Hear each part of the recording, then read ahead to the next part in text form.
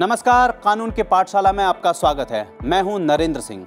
हमारा संविधान हर नागरिक को अभिव्यक्ति की आजादी का अधिकार देता है। मतलब देश का हर नागरिक किसी भी विषय पर अपनी बात रखने और उसे दूसरों के साथ साझा करने का अधिकार रखता है। लेकिन यह भी देखा गया है कि सूचना और पारदर्शिता के बिना अभिव्यक्ति की आजादी अधूरी रहती है।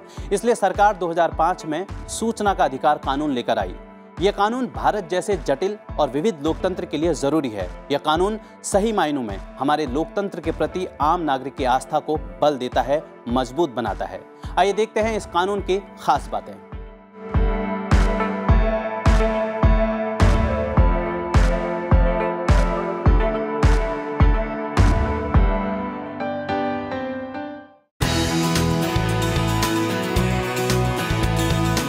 वैश्विक स्तर पर सूचना के अधिकार को पहचान 1948 में संयुक्त राष्ट्र महासभा द्वारा universal declaration of human rights को अपनाने के बाद मिली।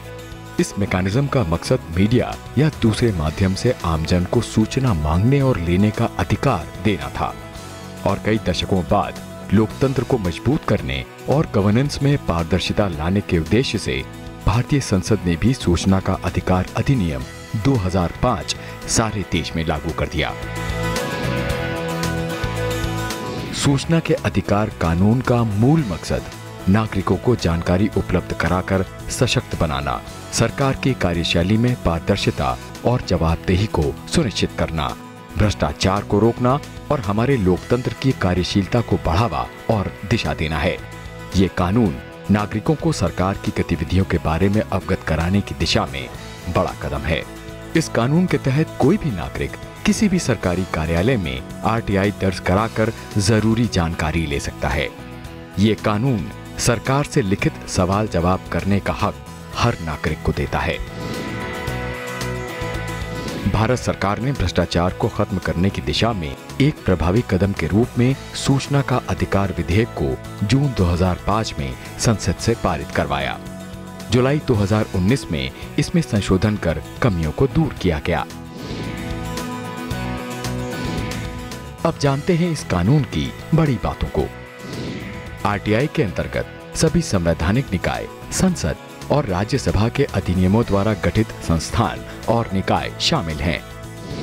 आरटीआई एक्ट के अंतर्गत वो सभी विभाग शामिल हैं जो सरकारी आदेश से बने हैं या सरकार से वित्तीय सहायता लेते हैं। आवेदक को 10 रुपए का आवेदन शुल्क देना पड़ता है।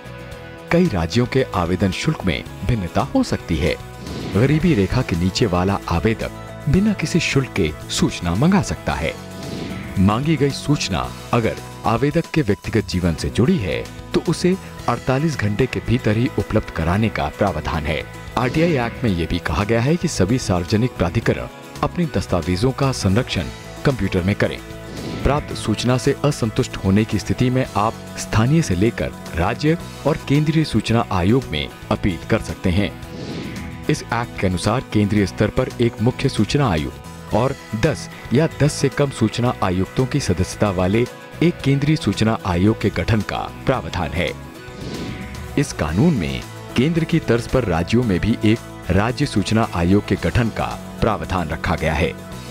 राष्ट्र की संप्रभुता, एकता, अखंडता और सामरिक हितों पर प्रतिकूल प्रभाव डालने वाली सूचनाओं को कानून के दायरे से बाहर रखा गया है।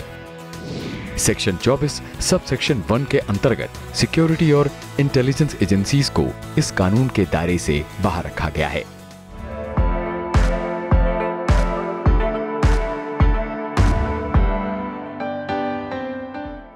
अमेरिका के पूर्व राष्ट्रपति थॉमस जेफरसन ने कहा था, सूचना लोकतंत्र की मुद्रा होती है। सूचना किसी भी जीवंत सभ्य समाज के उद्भव और विकास में महत्वपूर्ण भूमिका अदा करती है। कानून के पाठशाला कार्यक्रम में फिर मिलेंगे एक नए कानून और उससे जुड़े प्रावधानों को लेकर। नमस्कार।